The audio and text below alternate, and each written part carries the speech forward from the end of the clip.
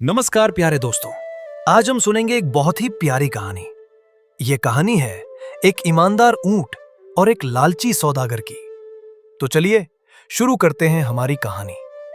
एक सुंदर सा गांव था जहां सुबह सुबह बाजार लगता था।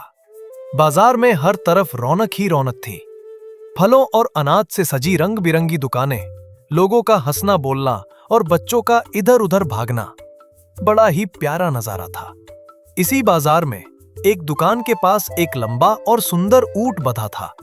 उसकी आंखें बड़ी बड़ी और भोली थीं और चेहरे पर एक प्यारी सी मुस्कान थी। वो बहुत ही दयालु और ईमानदार था।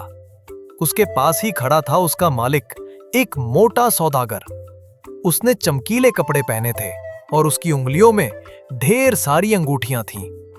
वो हमेशा बस अपने मुनाफे के बारे में ही सोचता रहता था। वो बड़ा लालची और चालाक था। तभी दो प्यारे बच्चे लीला और कियान एक दुकान के पीछे से झांक रहे थे। लीला फुसफुसाते हुए, देखो कियान, ये ऊंट कितना अच्छा है, ये हमेशा सबकी मदद करता है। कियान सिर हिलाते हुए, हाँ, और ये सौदागर तो बस पैसों के बारे में ही सोचता है। उधर सौदागर अपने सोने के सिक्के गिनते हुए मन ही मन बड़बड़ा रहा था।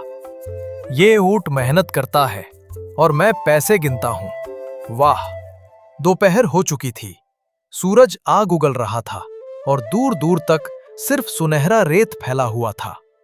हमारा ईमानदार ऊंट अपनी पीठ पर भारी बोरियां लादे धीरे धीरे चल रहा था। वो थका हुआ था पर फिर भी हिम्मत से आगे बढ़ रहा था।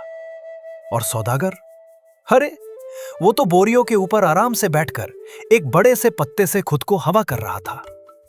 सौदागर गुस्से में, अरे जल्दी चल सुस्त कहीं के, हमें शाम होने से पहले दूसरे गांव पहुंचना है। समय ही पैसा है, समझा? बेचारा ऊंट मन में सोच रहा था, यह सामान बहुत भारी है पर मुझे इसे ध्यान से ले जाना होगा। तभी अचानक एक बोरी ऊंट की पीठ से फिसलकर नीचे रेत में गिर गई। वो खजूरों से भरी थी। ऊंट फौरन रुक गया। उसने अपनी नाक से बोरी को वापस ऊपर रखने की कोशिश की, लेकिन जैसे ही सौदागर ने यह देखा, वो गुस्से से चिल्लाया, सौदागर, अरे मेरे खजूर, तुझे दिखाई नहीं देता बुद्धूत? सारा सामान गंदा कर दिया, मेरा नुकसान हो जाएगा। सौदागर ऊंट से नीचे उतरा और उसे धक्का देकर खुद बोरी उठाने लगा। बेचारे ऊंट का दिल दुख गया। वो अपना सिर झुकाकर चुपचाप खड़ा हो गया। शाम हो चुकी थी। गांव के चौराहे पर बच्चे खेल रहे थे और दुकानों में जलती हुई लालटेनों की रोशनी बहुत सुंदर लग रही थी। हमारा ईमानदार ऊंट एक फव्वारे के पास उदास बैठा था। लीला और कियान उसके पास बैठकर प्यार से उसकी गर्दन सहला रहे थे। दूसरी तरफ लालची सौदागर गांव वालों के सामने अपनी झूठी तारीफों के पुल बांध रहा था। सौदागर, और फिर मैंने, यानी इस बहादुर सौदागर ने सारा सामान अकेले ही सही सलामत पहुंचाया। मैं बहुत होशियार हूं। तभी एक बूढ़ी अम्मा परेशान सी वहां आई। सौदागर जी, क्या आपको रास्ते में एक छोटी सी पोटली मिली? उसमें मेरे घर के पैसे थे और उस पर मेरे परिवार का निशान भी है। यह सुनकर सौदागर का चेहरा पीला पड़ गया। उसने पैसों की वो पोटली अपने कपड़ों में छिपा रखी थी। सौदागर हकलाते हुए, पोटली? नहीं तो मैंने कोई पोटली नहीं देखी। लेकिन हमारे ईमानदार ऊंट ने सब देख लिया था।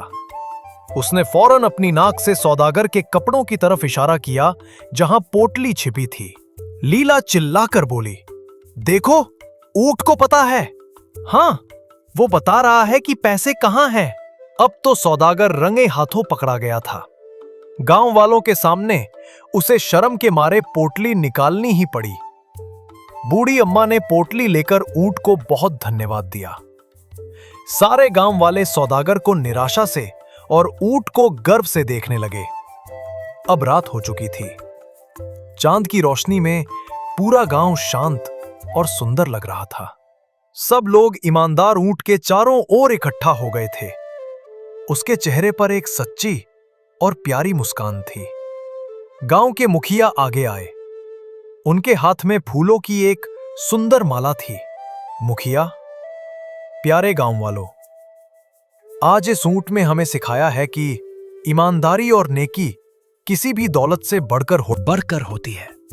उन्होंने वो फूलों की माला ऊंट के गले में पहना दी। सभी गांव वालों ने तालियां बजाईं और ऊंट को इनाम में मीठी गाजरें और खजूर खिलाए। लालची सौदागर दूर खड़ा ये सब देख रहा था। आज उसे अपनी गलती का एहसास हो गया था।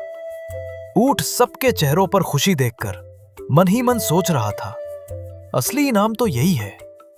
ईमानदार और दयालु होने से ही सबको खुशी मिलती है।